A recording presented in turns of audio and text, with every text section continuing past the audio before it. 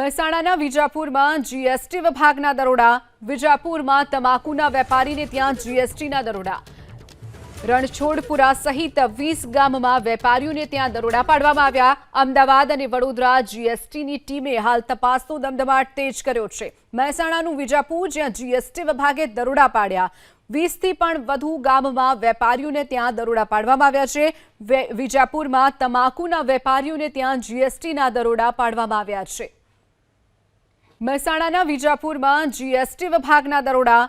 વિજાપુરમાં તમાકુના વેપારીને ત્યાં જીએસટીના દરોડા.